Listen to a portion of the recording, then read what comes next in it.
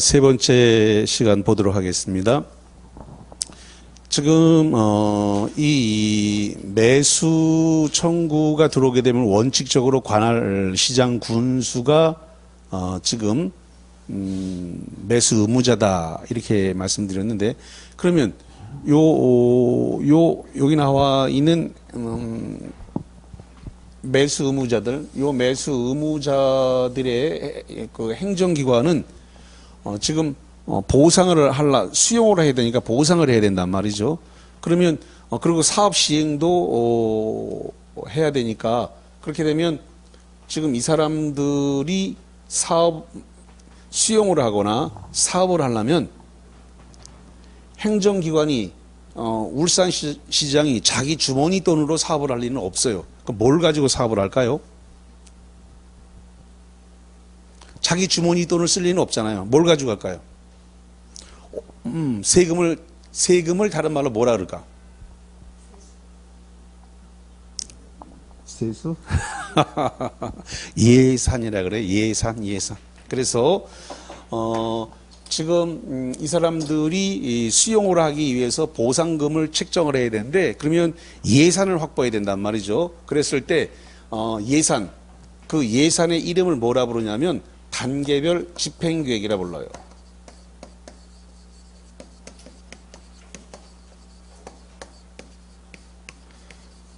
단계별 집행계획은 이 사람들이 예산을 배정하는 겁니다.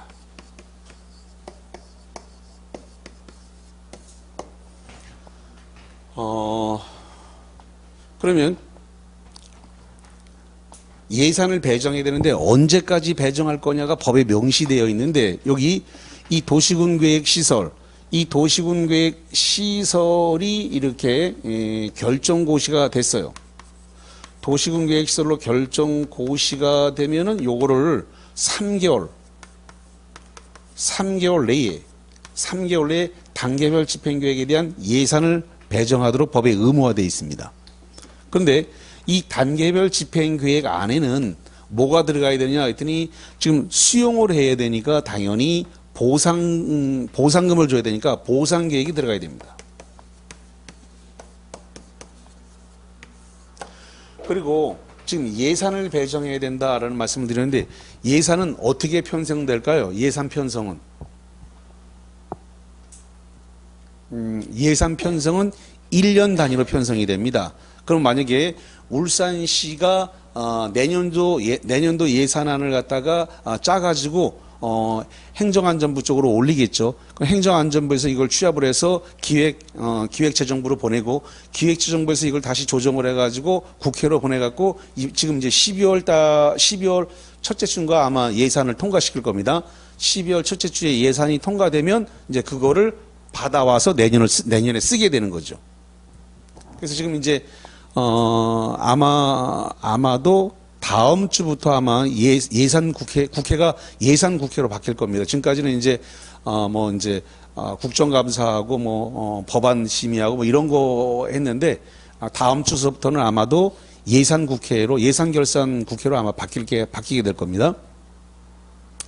그러면 이제 예산을 받아왔는데, 그 예산 중에서 자기네가 도시군계획시설 사업에 들어가는 예산이 만약에 3천억이다. 3천억인데 1,500억밖에 확보가 안 됐다. 그러면 나머지 1,500억이 모자르네. 모자르는 1,500억을 어떻게 할 거냐라는 계획을 세워야 돼요. 부족한 1,500억, 3천억 중에서 1,500억만 예산이 확보가 됐으니까, 그러면 그걸 어떻게 할 거냐는 재원 조달 계획이 들어와야 돼요. 그래서 요 단계별 집행계획 예산 배정을 하는데 보상계획하고 재원조달계획을 포함을 해갖고 이 단계별 집행계획을 수립하여야 한다. 하여야 한다를 머스트라 그래요. 즉 관할시장 군수는 의무사항이면 다 예산을 배정하는 게 의무사항이다. 자, 그러면 교재를 한번 볼게요. 자, 그래서 95페이지를 가봅니다. 자, 95페이지에 그 꼭대기 단계별 집행계획에 대한 1번 내용의 단계별 집행계획의 의입니다. 그래서 첫 번째 줄 단계별 집행계획은 도시군 관리계획에 의하여 결정고시된 도시군계획 시설에 대하여 그 집행시기 예산 확보, 재원 조달이네요. 예산 확보, 재원 조달 보상 등 보상 문제 등을 감안하여 도시군계획 시설 사업을 효율적으로 시행하기 위한 단계별 추진에 관한 사항을 정하는 건데 2번 네모 단계별 집행계획 수립권자는 원칙적으로 특별시장, 광역시장, 시장, 군수가 도시군계획시설 결정고시로 3개월. 자, 거기 3개월 동안 시설 이겁니다. 도시군계획시설 결정고시로부터 언제까지 수립한다? 3개월. 요 3개월이라는 숫자가 중요하니까 잘 보셔야 돼요. 3개월. 3개월 이내에 재원 조달 계획과 보상 계획 등을 포함하는 단계별 집행계획을 수립한다고 밑줄 쳐볼게요. 재원 조달과 보상 계획 등을 포함하는 단계별 집행계획을 수립했는 요겁니다. 재원 조달 계획과 보상 계획을 포함하는 단계별 집행계획을 수립하여야 한다. 하여야 한다를 must라 그래요. 그럼 뭐뭐 할 수 있다는 것은 can이라고 얘기합니다. 그러면 해도 되고 요 기관장들이 해도 되고 안 해도 되는 것은 법조문에다가 할 수 있다라고 쓰고요. 의무적으로 해야 되는 것은 뭐뭐 하여야 한다고 써요. 근데 예산을 배정할 수 있다가 아니라 하여야 한다고 써져 있어요. 그러니까 머스트예요. 의무사항입니다. 도시군계획시설 결정고시가 있게 되면 3개월 안에 예산 배정 계획을 수립하여야 한다. 그런데 잠깐만 보세요. 여기에 지금 뭐라고 되어 있냐면 원칙이란 말이 등장했습니다. 그 원칙이 있으면 뭐가 있다는 소리일까요? 예외가 있다는 소리인데 그러면 예외적으로 이 단계별 집행계획을 예외적으로 수립할 수 있는 사람도 있다는 소리예요. 그럼 예외가 누구냐 그랬을 때 이런 건데 도시군계획시설 사업, 도시군계획시설 사업이 국가계획에 의한 국가시설이다. 이 도시군계획시설이 국가계획에 의한 국가시설이다. 국가시설이면 국토교통부 장관이 단계별 집행계획 수립자가 되어버립니다. 그 다음에 하나 더, 이 도시군계획시설이 광역도시계획에 의한 광역시설이다. 광역도시계획에 의한 광역시설이면 예산 배정을 누가 해야 되냐면 도지사가 배정을 할 수 있도록 이렇게 되어 있습니다. 그래서 예외니까 국토장과 도지사는 단계별 집행계획을 수립할 수 있다라고 되어 있어요. 자, 그럼 거기 박스 밑에 볼게요. 박스 밑에 보니까 예외적 수립권자 거기 형과 붙입니다. 국토장이나 도지사가 그 예외입니다.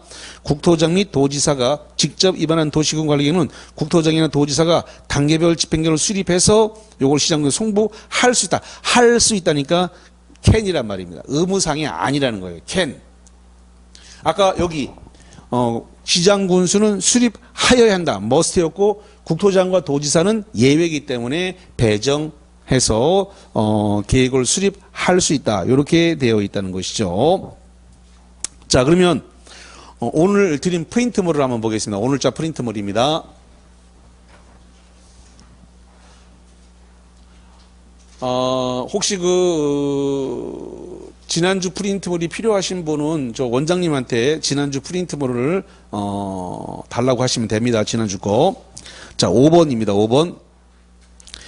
단계별 집행계획은 도시군계획 시설 결정고시로부터 괄호 이내에 수립한다. 언제까지 수립해야 돼요? 3개월 요거죠. 도시군계획시설 결정고시로부터 3개월 이내에 수립해야 되겠죠. 3개월 이내에 수립하는 연차별 집행계획으로서 재원조달계획과 가로를 포함하여야 한다. 자, 뭘 포함해야 돼요? 보상계획. 그래서 여기 재원조달계획과 보상계획을 포함해서 수립하여야 되는 거죠. 그래서 보상계획을 집어넣으시면 되겠습니다. 보상계획. 자, 그래서 일단은 거기까지 봤어요. 자, 그 다음 어디를 보시냐면 97페이지를 한번 볼게요.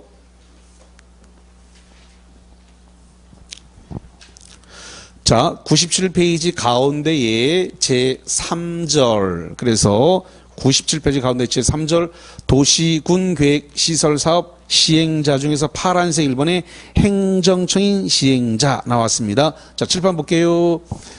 여기 지금 써져 있는 요 사람들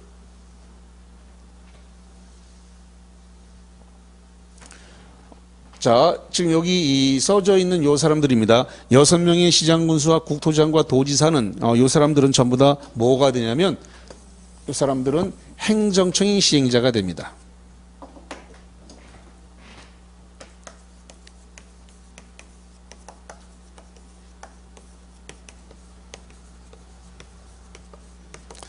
여섯 명의 시장군수와 국토장과 도지사는 행정청의 시행자. 그러면 이 말을 뒤집어서 이야기하게 되면은 행정청이 아닌 비행정청, 민간 시행자도 도시군 계획 사업을 시행할 수 있구나라는 것을 알 수가 있습니다.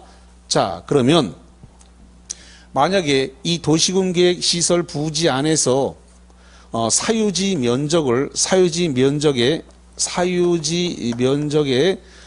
3분의 2 이상, 3분의 2 이상을 소유를 하고 토지 소유자 총수의 2분의 1, 총수의 2분의 1 이상의 동의를 받은 비행정청,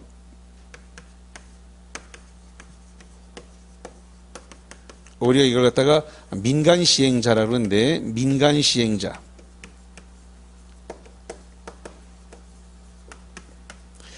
민간 시행자가 지금 사유지 면적의 3분의 1을 소유하고 그다음에 토지 소유자 총수의 2분의 1의 동의를 받아서 나를 시행자로 지정해 주시오라고 해서 민간 시행자가 요 행정청의 시행자에게, 이걸 우리가 원청이라 그럽니다. 원청.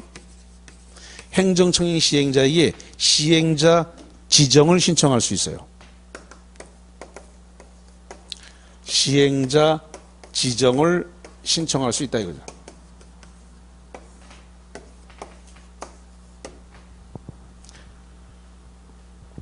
자, 그러면 교재와 관련해 가지고 97페이지에 거기 행정청의 시작 원칙은 6명의 시장군수고, 그 다음에 예외적으로 저 맨 밑에 봅니다. 97페이지 맨 밑에 국토장 넘겨봅니다.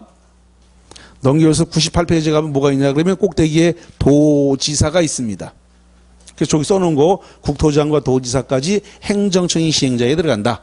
그 다음에 98 꼭대기 2번 네모에 보니까 비행정청의 시행자 이렇게 나왔고, 거기 이 박스 위에 2번을 보니까 민간 사업 시행자라는 말이 나왔어요. 그 파란색 2번입니다. 파란색 큰 2번에 민간 시행자의 사업 시행자 지정 요건.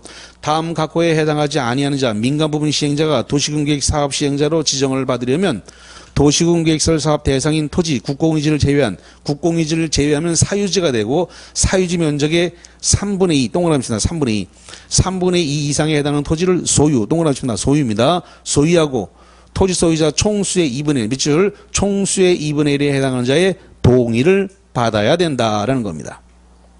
자, 7번 잠깐 보세요. 여기 면적의 3분의 2 이상을 소유한다 그랬어요. 근데 총수의 2분의 1 동의. 근데 시험 문제다가 이거를 면적의 3분의 2 이상의 동의와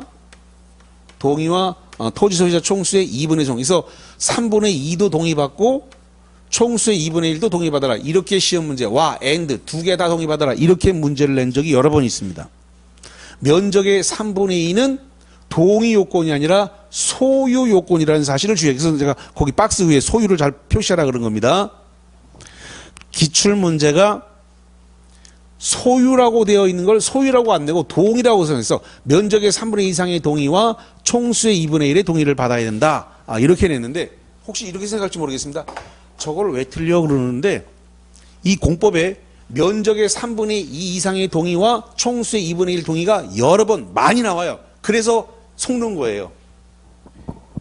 다시 이게 왜 속아 이럴지 모르지만 면적의 3분의 2 이상의 동의와 총수의 2분의 1 동의 이렇게 돼 있는 경우가 많다는 거야. 잠깐만 한번 보여줄게.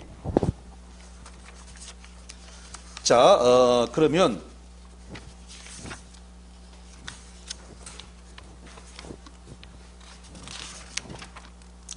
어디를 좀 보시냐면은 147페이지를 한번 볼게요.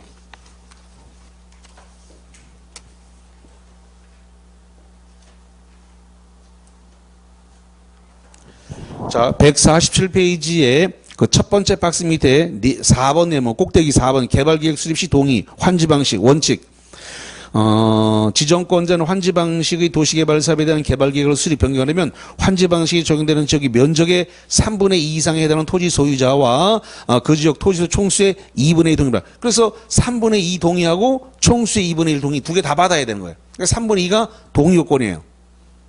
거기 썼잖아요. 3분의 2 이상에 해당하는 토지 소유자와 앤드란 말이에요. 총수의 2분의 1 동의 두 개 다 받아야 된다는 소리예요. 그 다음에 또 있어요. 그 다음에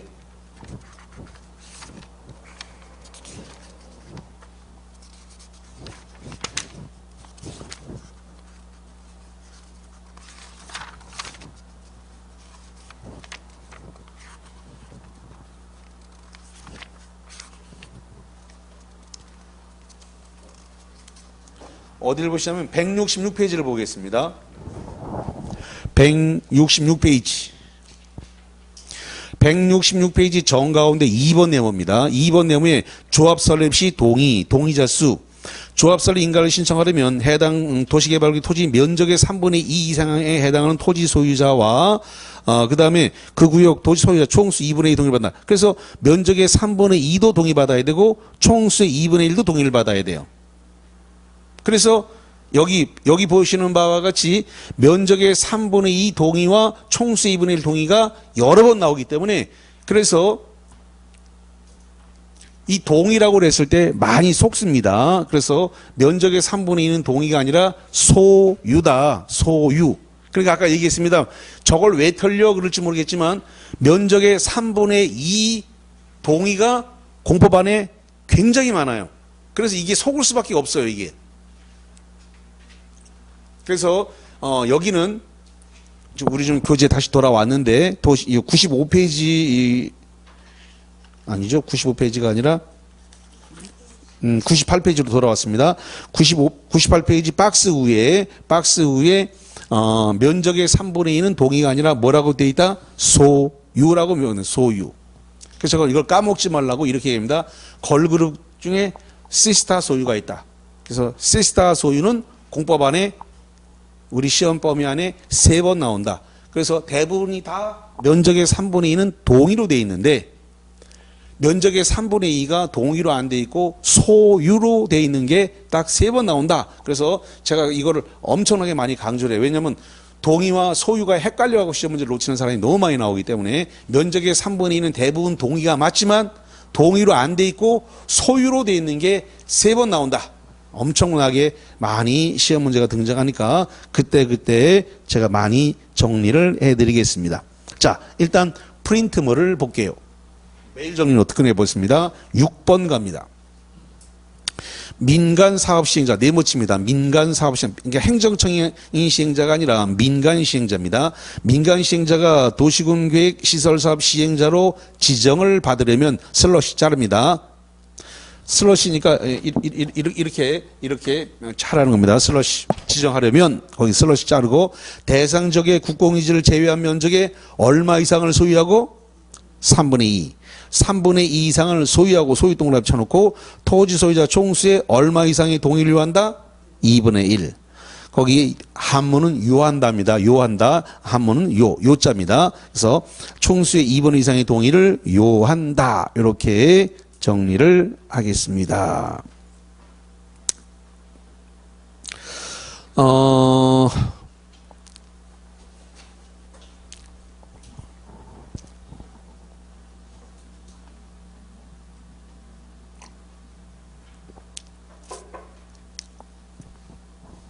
지금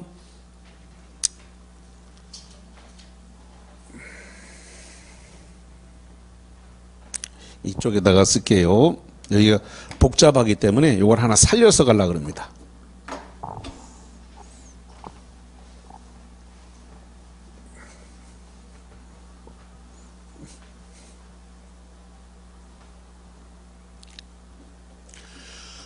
똑같은 거라고 생각해 주세요.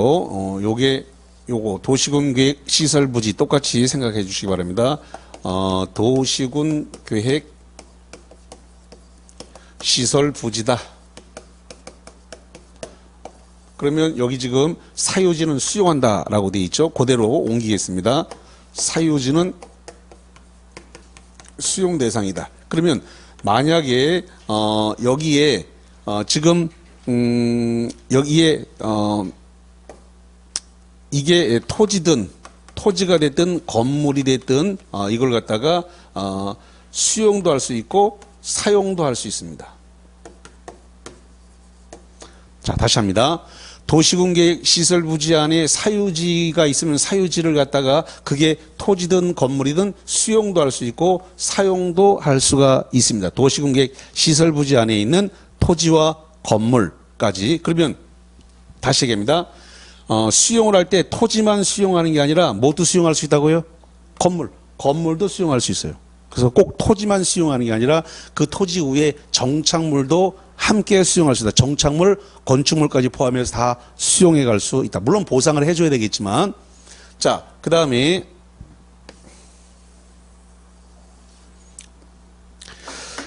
지금 여기서부터 여기까지를 우리가 주변지, 다른 말로 이야기해서 인접지라고 표현을 합니다.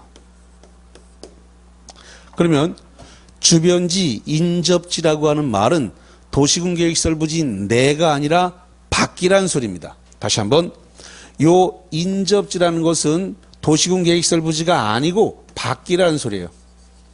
밖이다. 그러면 시험 문제다가 도시군계획시설부지 밖, 그러면 쉬운데 법조문이 도시군계획시설 밖이라고 안 돼 있고 인접지라고 돼 있어요.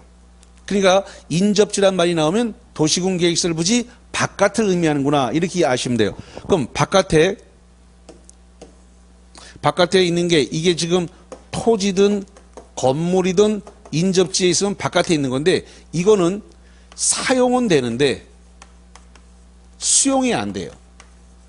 이게 시험 문제 엄청 많이 나옵니다. 자, 다시 합니다. 헷갈릴까 봐 다시 할게요.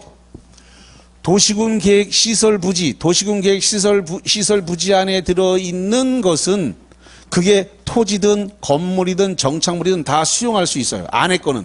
근데 밖에 있는 건 인접지라고 그러는데 인접지에 있는 토지든 건물은 사용은 되는데 수용은 되지 않는다라는 겁니다. 자, 그럼 이게 법 조문에 명시가 되어 있기 때문에 자, 요거를 한번 볼게요.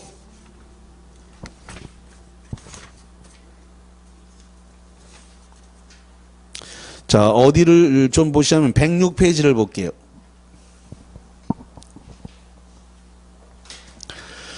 (106페이지에) 그 맨 꼭대기 5번입니다. 맨 꼭대기 5번에 토지 등의 수용 및 사용이다. 도시군계획 시설사업 시행자는 도시군계획 시설 사업에 필요한 다음 각구의 물건이나 권리를 수용하거나 사용할 수 있다. 박스 1번 토지 건물 그 정착된 물건까지, 그러니까 토지뿐만 아니라 건축물, 정착물까지 다 수용도 되고 사용도 된다. 그 다음에 거기 박스 밑에 2번 인접지 사용 이렇게 돼 있는데 도시군 계획 시설 사업 시행자는 도시군 사업 시행을 위하여 특히 필요하다고 인정되면 도시군 계획 시설에 인접한 자, 인접한이라는 말을 붙여서 인접한. 그 인접한이 무슨 뜻이라고 그랬어요? 자, 여기 인접한이라는 말은 바깥이라는 소리예요. 바깥. 그걸 못 알아먹어서 시험 문제가 안 풀리는. 그래서 인접한 이런 말이 뜬 것은 도시군 계획설부지 아니라 어디라고요? 바깥을 이야기인데 바깥이라 그러면 쉬운데 법조문이 인접한, 인접지라고 돼 있단 말이에요. 그래서 인접한 물건 또는 권리를 일시 뭐 한다고요? 사용할 수 있다. 여기 사용만 돼 있고 수용이 없단 말이에요. 법조문에 사용할 수 있다고만 돼 있고 수용할 수 있다가 없어. 잠깐만. 거기 첫 번째 박스 위에는 뭐라고 되냐면 수용하거나 사용할 수 있다. 첫 번째 박스 위에.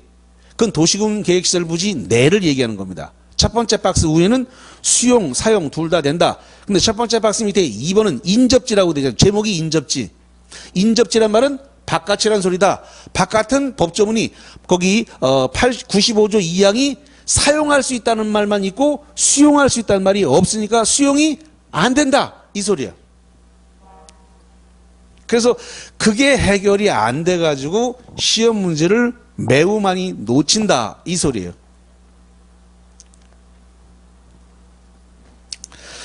물론 제가 오늘 한 번만 하진 않아요. 1, 2월 달에 또 하고 3, 4월에 또 하고 5, 6월 달에 또 하고 7, 8월 달에 또 하니까 마르고 닳도록 할 거니까 그때 가면 막 풍 다 뚫릴 거예요. 그러니까 한 번만 하고 말 거 아니니까 여러 번 앞으로도 여러 번 더 해요. 그러니까 걱정하지 않으셔도 되고요. 자, 프린트물 한번 정리를 해 보겠습니다. 자, 프린트물 7번을 별표 치세요. 7번. 도시군계획 시설 사업 시행자가 토지를 수용하는 경우에 인접 토지도 확장하여 수용 사용할 수 있다. 자, 맞이 들려요? 지금 거기 인접 토지란 말이 나왔습니다. 인접한이란 말은 바깥을 말하니까 수용은 안 되고 뭐만 할 수 있다? 사용만 돼요. 그래서 결론은 X입니다. 이거 기출문제에 나왔던 지문이에요. 제가 만든 지문이 아니라 이미 시험 문제, 기출문제로 나왔던 지문을 그대로 옮겼습니다. 그래서 이렇게 법조문대로 인접 토지라고 그대로 줍니다. 법조문이 바깥이라고 내면 쉽게 쉬울 텐데 바깥이라고 안 돼 있고 인접 토지라고 돼 있기 때문에 매우 주의를 요한다는 겁니다. 자, 그 다음에 8번 볼게요. 프린트물 8번입니다. 8번. 도시군 계획 시설 사업의 토지 수용에 있어 수용 대상은 토지, 건물, 물건 등은 가능하지만 권리는 수용의 대상이 될 수 없다. 자, 잠깐만. 그 권리라는 게 뭐냐면 지상권, 지역권, 전세권, 임차권 이런 걸 권리라 그래요. 그랬을 때 도시군 계획 시설 부지 내에 있는 권리, 민법이 아직 공부가 안 됐으니까 권리가 지금 잘 모를 텐데 이 권리는 지상권, 지역권, 그 다음에 전세권, 임차권 이런 겁니다. 그러니까 토지 지상권, 토지 지역권, 토지 전세권, 토지 임차권 이런 것을 지금 수용할 수 있느냐 이런 소리예요. 지금 문제가. 자, 거기 프린트물 다시 한번 가볼게요. 8번에 도시군계획 시설 사업의 토지 수용에 있어 수용의 대상이 되는 토지, 건물, 물건 등은 가능하지만 권리의 수용이 대상이 될 수 없다. 권리 수용할 수 있을까요? 없을까요? 있어요. 권리도 수용할 수 있는데 자, 잠깐만 그러면 어디를 좀 보시냐면 말이죠. 거기 106페이지 첫 번째 박스 위에 106페이지 첫 번째 박스 위에 다시 갈게요. 첫 번째 박스 위에 도시군계획 시설사업 시행자는 도시군계획 시설사업에 필요한 다음 각각의 물건 또는 뭐라고 됐나요? 권리를 수용하거나 사용할 수 있다. 106페이지 첫 번째 박스 위에 두 줄 올라가면 물건이나 권리도 수용 사용 대상이라는 말이 나왔습니다. 그 권리라고 하는 말 첫 번째 박스 위에 두 줄 올라가서 물건이나 권리는 지상권, 토지 지상권, 토지 지역권, 토지 전세권, 토지 임차권인데 그것도 수용할 수 있다. 수용 사용이 다 가능하다. 근데 법조문이 가능하다고 되는데 없다 그랬으니까 8번은 X가 되는 겁니다. 있다.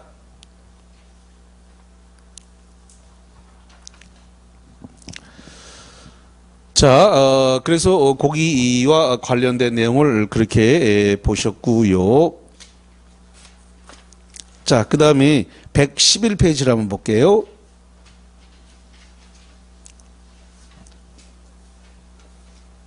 (111페이지에) 보니까 지구 단위 계획이라고 하는 게 등장을 했네요.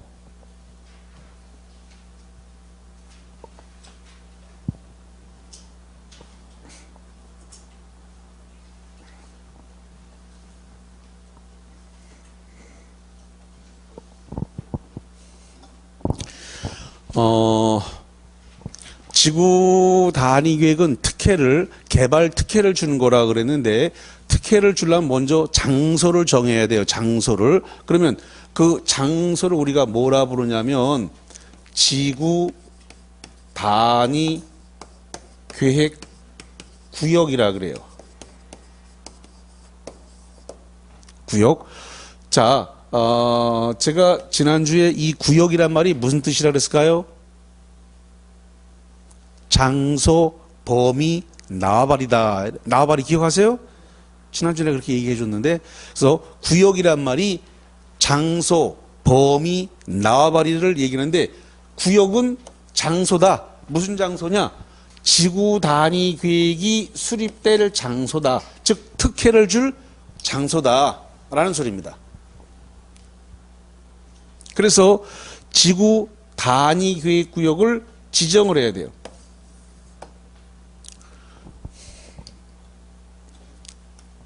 그러면 여기 나와 있는 지구 단위 계획 구역과 지구 단위 계획은 뭘로 하냐 그러면 도시군 관리 계획으로 결정합니다. 도시군 관리 계획으로 결정을 해서 결정 고시를 하게 되겠죠. 그래서 지구 단위 계획 구역하고 지구 단위 계획하고 도시군 관리 계획으로 결정을 하도록 돼 있다라는 겁니다.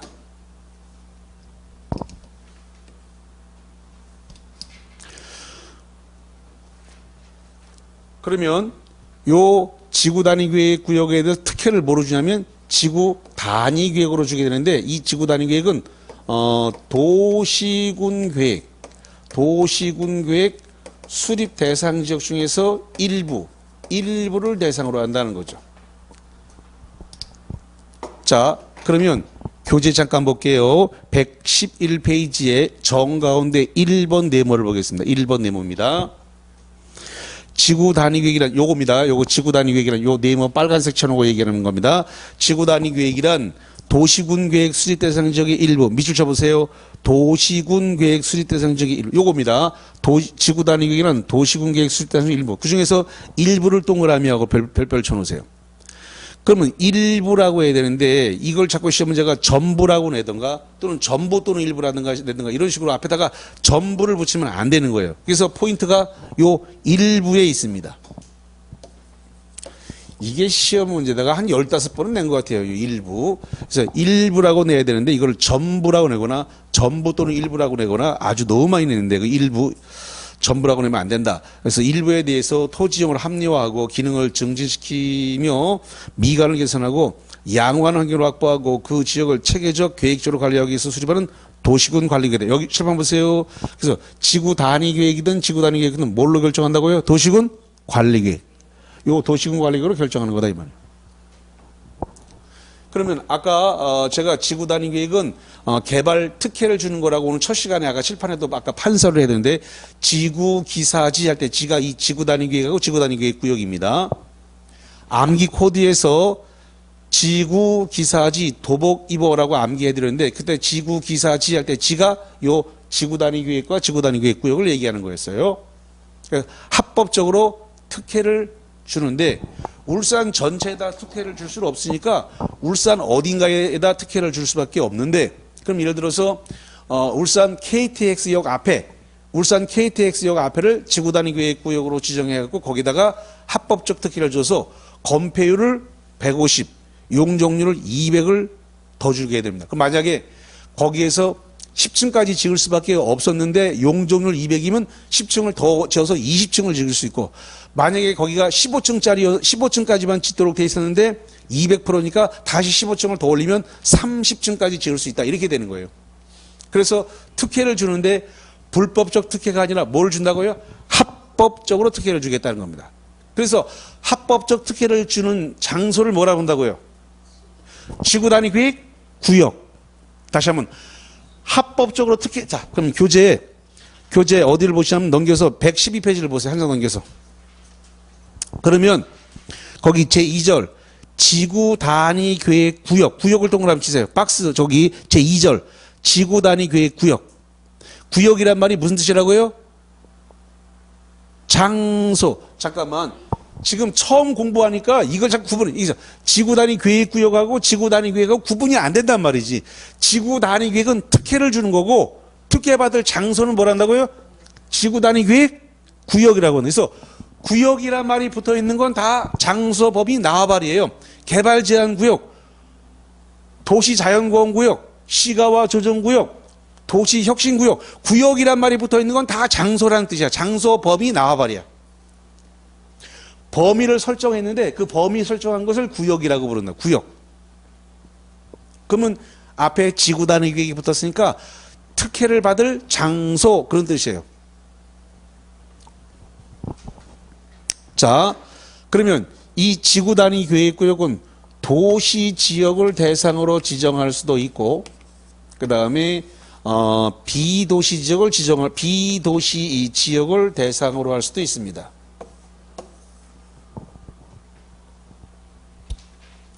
그런데 도시 지역을 대상으로 해서 지구 단위 계획구역을 지정할 수 있다와 지정하여야 한다, must 이렇게 돼 있고, 비도시 지역에다 지구 단위 계획구역을 지정할 수 있는 것은 개발진흥지구입니다.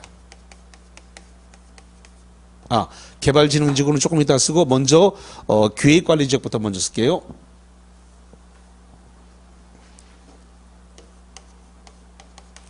계획관리지역과 그 다음에 개발진흥지구.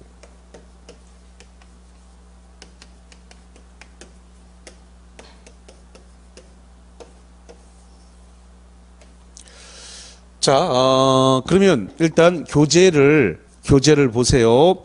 112페이지의 제2절 지구 단위 계획구역의 임의적. 자, 임의적이란 말이 요겁니다. 캔을 갖다가 임의적이라 그래요. 임의적을 다른 말로 얘기해서 재량적이에요. 그러면 임의적, 재량적이란 말은 지정해도 되고 안 해도 되고 선택상이라는 소리예요. 그런데 오른쪽 갑니다. 113페이지를 보세요. 113페이지 정 가운데 2번 내용에 의무적이라고 되어 있습니다. 113페이지입니다. 113페이지 가운데 2번에 의무적이라고 되어 있어요. 그러면 거기 국토장, 시도지사, 시장군수는 다음 각각 어느 하나에 해당하는 지역은 지구 단위에 지정하여야 한다. 밑줄 쳐보세요. 하여야 한다. 하여야 한다는 것은 요거거든요. 요 의무적 대상입니다. 요거는 의무적 대상이에요. 무조건 지구 단위 계획구역 지정하라라는 거고. 다시 왼쪽 갑니다. 왼쪽에 임의적인데 국토장 박스 위에 거기 가운데입니다. 임의적에 국토장, 시도지사, 시장군수는 다음 각각 어느 하나에 해당하는 지역의 전부 등 일부에 대해서 지구 단위 계획을 지정 뭐라고 되나요? 할 수 있다. 할 수 있다를 우리가 can 임의적이라 그러는 거예요. 임의적, 재량적.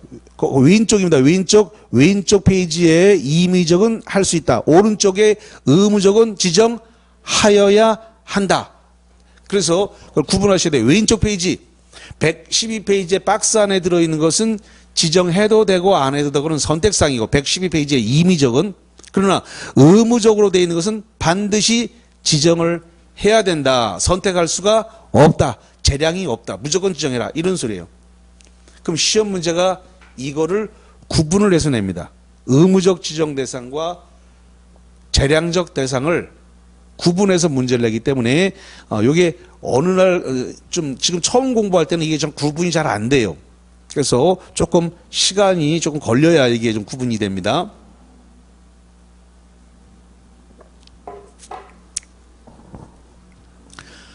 자, 거기를 잠깐 보니까 임의적 대상에 보니까 1번에 용도지구가 나오는데 오늘 아까 용도지구를 9개 봤지요. 물론 내용은 안 봤고요. 얼굴만 봤습니다. 자, 어떻게 봤어요? 취계, 보복, 경고, 방방특. 그래서 용도지구 9개 봤는데 그 9개 용도지구 모두에다가 뭘 할 수 있냐? 지구 단위 계획구역을 지정할 수 있다. 그러니까 지정해도 되고 안 해도 되고 선택사항이다 이 소리예요. 자, 그 다음에 2번은 도시개발구역, 3번은 정비구역, 4번은 택지개발구역, 5번은 대지조성사업지구, 이런 것들에 대해서 지정해도 되고 안 해도 하는 선택사항이다. 자, 그 다음에 오른쪽으로 가볼게요. 113페이지입니다. 113페이지 거기 2번에 의무적 지정이 대상이 되는데, 자, 여기입니다.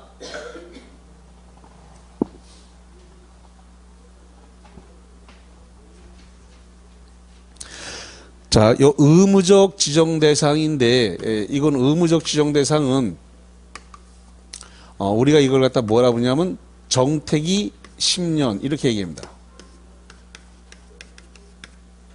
자, 그러면 거기 113페이지 그 파란색 박스에 정비구역의 정 동그라미, 그 다음에 2번에 택지개발 택등 이걸 정택인데 거기 오른쪽에 보니까 에서 사업이 끝난 후 10년이 지났다라는 말이 나와 있습니다. 오른쪽 그 하얀 파란색 박스에 정비구역의 정, 택지개발 택, 오른쪽에 사업이 끝난 후 10년이 됐다. 이걸 묶어가지고 암기할 때 정택이 10년 이렇게 부릅니다. 그래서 요게 정비구역이고 요게 택지개발지구예요. 그랬을 때 요게 지금 사업이 완료되고 10년이 지났다는 겁니다. 정택이가 사업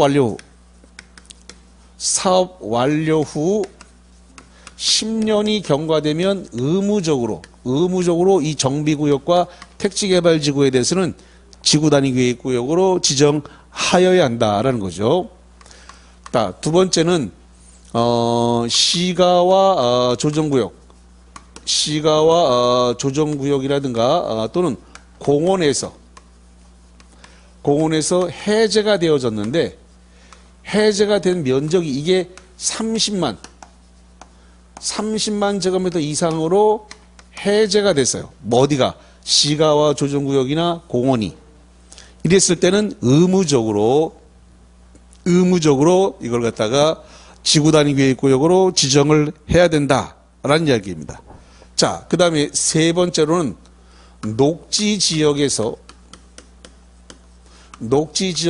용도가 주거지역, 상업지역, 공업지역으로 바뀌었다는 겁니다. 공업지역으로 변경이 됐어요. 용도가 바뀐 거죠. 근데 문제는 변경된 면적이 이게 30만 제곱미터 이상으로 변경됐다는 겁니다. 어디서? 녹지지역에서 주상공으로 바뀌게 되면 거기는 의무적으로 지정을 해야 된다라는 겁니다. 자, 이게 지금 녹지지역에서 주상공으로 바뀌었다라고 하는 게 지금은 굉장히 가슴에 와 닿지 않으니까 제가 사례 하나를 들어드릴게요. 한국의 실리콘밸리라고 불리워지는 곳이 있습니다. 혹시 어딘지 아십니까? 한국의 실리콘밸리. 판교예요, 판교. 그러면 판교가 개발되기 전 상태는 녹지였어요. 그리고 거기가 그린벨트로 지정돼 있었어요. 근데 거기를 갖다가 그 그린벨트를 녹지는 사람으로 말한다 그러면 허파에 해당되는 건데 나무가 심어져 있으니까. 근데 나무를 베어낸 거죠. 나무를 베어내고 거기를 개발을 해서 주거 상업지역으로 이렇게 지금 개발이 된 거예요. 그래서 거기가 이제 네이버 본사라든가 그 다음에 넷플릭스라든가 각종 게임 개발업, 게임 회사들이라든가 거기 쫙 다 몰려 있는 거예요. IT 산업 본고지예요. 한국의 IT 산업 본고지가 거기 판교에 다 몰려 있는데 판교가 개발하기 전 상태가 바로 녹지였던 거고 그걸 갖다가 30만 이상으로 풀어가지고 지구단위계획구역으로 지정했으니까 용적률을 얼마 받았을 거예요? 200% 위로 더 올려지는 거예요. 그래서 판교에 가보면은 막 그냥 건물들이 마천루처럼 굉장히 높아요. 근데 판교가 어딘지 잘 모르시죠? 아나요? 서울을 싹 올라가다가 고속버스 타고 이렇게 고속도로 타고 올라가다가 요금 내는 데가 있어요. 요금 정산하는 쪽에 오른쪽에 보면 거기가 엄청나게 이렇게 빌딩들이 많은데 거기가 판교예요.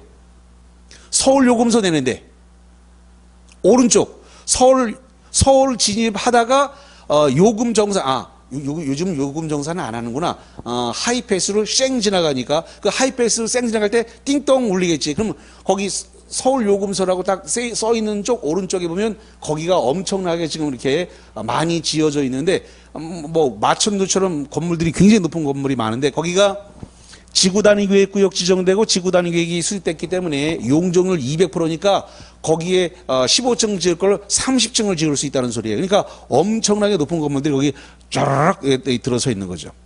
그러니까 이게 기억이 안 나니까 녹지 지역 거기 판교를 생각하시면 판교가 개발되기 전에 녹지지역 그린벨트고 그걸 풀어서 주거 상업지역으로 이렇게 개발됐다. 거기에 30만 이상으로 풀었기 때문에 그때 그거 풀 때 되게 말이 많았어요. 왜?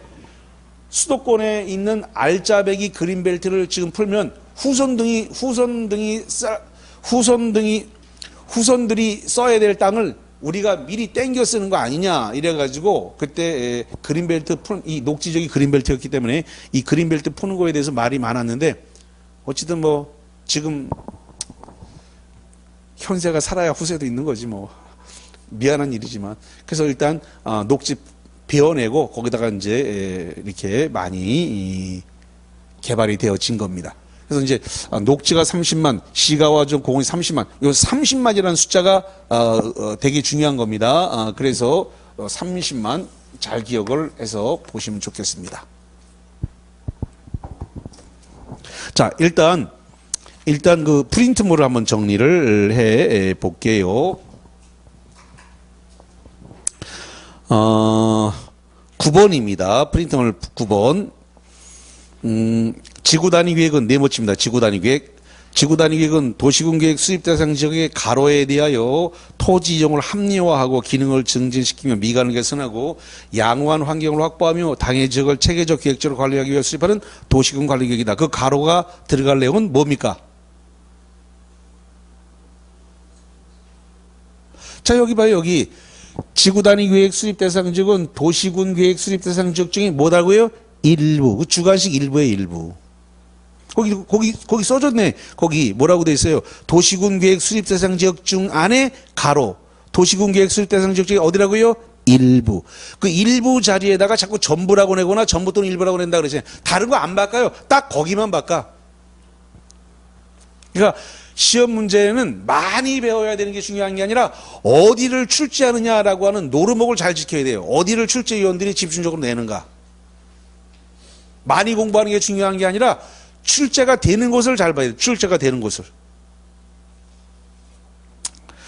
자, 그래서 거기를 좀 보셨고 그 다음에 11번을 잠깐 봐요. 11번입니다.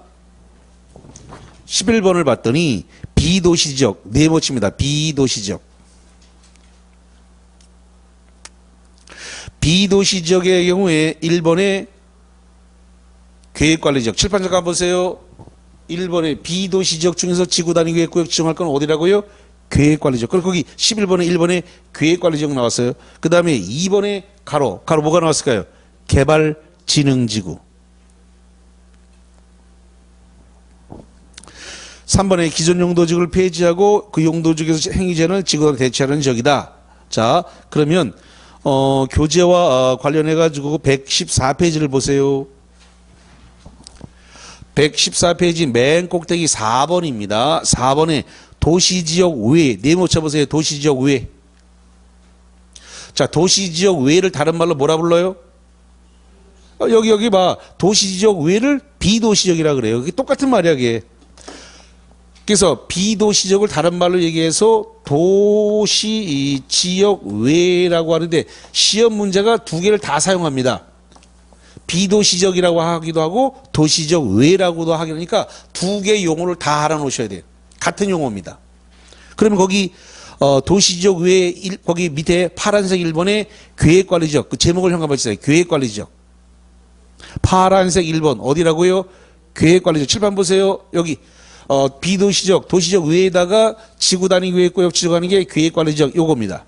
자, 그 다음에 115페이지를 봐요. 115페이지 맨 꼭대기 2번입니다. 어디라고 되어 있나요? 개발진흥지구 이겁니다. 개발진흥지구. 개발진흥지구. 이렇게. 그래서 여기다가 지금 뭘 지정한다는 거예요? 지구단위 계획구역 지정한다고. 여기 화살표를 봐요.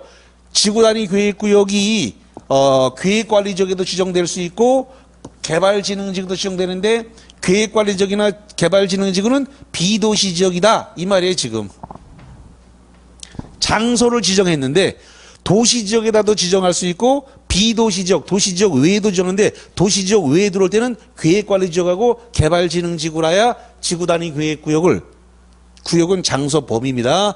그래서 특혜를 주는 것은 도시 지역만 특혜를 주는 게 아니라 비도시 지역, 도시 지역 외에도 특혜를 줄 수가 있다. 특혜 줄 장소를 정할 수 있다. 근데 그 장소는 비도시 지역일 때는 어디다 해야 된다? 계획관리 지역. 아까 계획관리 지역은 뭐가 예상된다 그랬어요? 도시 지역으로 편입이 예상되니까 특혜는 아까 다 나왔잖아요. 건폐율도 20이 아니라 40, 용적률도 80이 아니라 100. 특혜가 많이 주어졌잖아요. 왜? 앞으로 향후에 도시적으로 편입이 예상되는 지역이니까. 그러니까 특혜를 주더라도 계획관리 지역에 특혜를 준단 말이죠. 그 다음에 개발지능지구에도 특혜를 준다 이 말이죠. 개발지능지구. 한 번 듣고는 안 돼요. 이걸 써먹으려고 그러면 숙성이 필요하기 때문에 듣고 숙성을 하려면 6개월 정도가 소요됩니다. 그러니까 시간이 좀 충분히 걸려야 된다는 걸 감안해서 너무 조급해하지 말자. 조급해하지 말고 스텝 바이 스텝으로 한 걸음 한 걸음 나아가자 이렇게 말씀을 드립니다. 그래서 이렇게 체계만 잘 잡아도 1, 2월 달에는 조금 더 자세하게 들어가는데 그때 헉 하지는 않아요. 조금 자세하게 들어가면 헉 하거든요. 와 이거 할 수 있을까 이런 생각이 드는데 1, 2월 달에 한번 조금 더 깊이 들어가더라도 헉 하지는 않을 거니까 조금 걱정하지 마시라 말씀을 드리고, 자 그 다음에 여기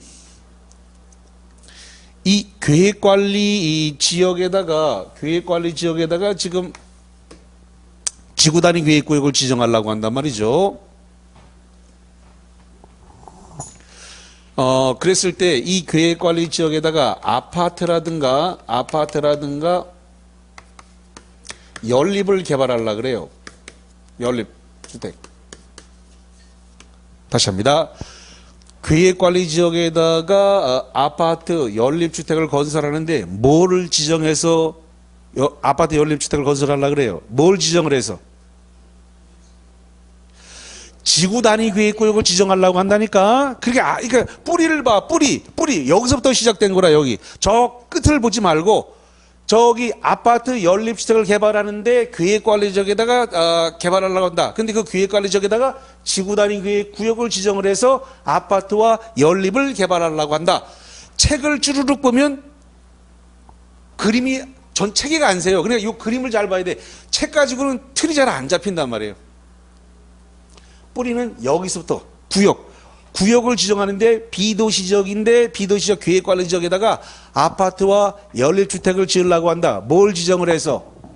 지구단위 계획구역을 지정을 해서. 근데 지구단위 계획구역을 지정을 할 때는 여기가 30만 제곱미터 이상으로 지정을 해야 된다. 이게 원칙이다. 이렇게 돼 있어요. 원칙이 나왔네. 그러면 예외가 있다는 건데 아파트와 연립을 건설하더라도 예외적으로 10만 제곱미터 이상으로 할 수 있다. 지정해도 된다는 예외가 있더라라는 겁니다. 자, 그래서 어떤 경우냐? 초등학교 용지를 확보해가지고 교육청, 이 교육청에 지금 동의를 받아야 된다. 그 다음에 또 하나 자연 보전 권역이다. 자연 보전 권역. 이럴 때는 아파트와 연립을 건설해서 지구단위 계획구역을 지정하더라도 10만 제곱미터 이상으로 할 수 있다는 예외가 있는데, 자 여기와 관련해서 요약집 기본서 114페이지를 가볼게요. 자, 114페이지에 그 꼭대기 4번이 도시적 외고, 그 밑에 파란색 1번이 계획관리지역고 두 번째 박스를 봅니다. 두 번째 박스에 그 1번 가로입니다. 양가로 1번. 거기 지정하고자 하는 지역 중 공동주택 중 아파트와 연립주택 건설 계획이 포함되는 경우 형협엔 30만 제곱미터 이상일 것. 거기 형협엔 30만. 그 다음에 그 밑에 2번 가로 지정하고자 하는 구역의 공동주택 중 아파트 연립주택 건설 계획이 포함되는 경우 어느 하나에 해당하는 경우는 형협엔 10만 제곱미터 이상. 요건 예외입니다. 그래서 1번 지구단위 계획구역이 수도권 적용법에 의한 형협엔 자연보전권역일 것. 저기 써놨습니다. 자연보전권역일 것. 그 다음에 그 밑에 2번 동그라미 지구단위 계획구역 안에 초등학교 용지를 확보해서 관할교육청이 동의를 얻거나, 이겁니다. 관할교육청의 동의를 받거나, 그러면 예외적으로 얼마나 할 수 있다? 10만. 원래는 30만 이상으로 해야 되지만 예외적으로 10만 제곱미터 이상으로 할 수 있다라는 이야기가 되겠습니다. 자, 그렇다면 오늘 자 마지막 프린트물 가겠습니다. 어디를 좀 보시냐면 10번을 보겠습니다. 프린트물 10번입니다. 자, 10번에 도시지역 외 네모칩니다. 도시지역 외 10번에 도시지역 외의 지역에 지구단위 계획구역으로 지정하고자 하는 지역에 아파트나 연립주택 건설 계획이 포함되는 경우는 면적이 원칙적으로 10만 제곱미터 이상이어야 한다. O다 X다. 원칙적으로 얼마여야 돼요? 30만이 원칙이고 10만은 뭐로 돼 있어요? 예외. 10만은 예외인데 이렇게 기출 문제가 나왔어요. 10만 원칙적으로 10만 이상이면 된다. 아니죠. 원칙은 10만이 아니라 뭐로 가야 돼요? 30만이 원칙이고 10만은 예외입니다. 10만은 예외. 그것도 단서가 붙어야 돼요. 초등학교 용지를 확보해서 교육청에 동의를 받았거나 또는 수도권 정비법에 의한 자연보전 권역일 때 한해서만 아파트와 연립을 개발할 때 10만 제곱미터 이상이다라는 이야기가 되겠습니다. 자, 오늘은 여기까지 하도록 하겠습니다. 맛있는 점심 드시도록 하고 혹시 지난주에 못 들으신 분들은 동영상이 녹화되어 있으니까 동영상을 보시고 그 다음에 자료도 받아가시고 해서 동영상으로 꼭 체계를 세우시기 바랍니다. 자, 수고하셨습니다.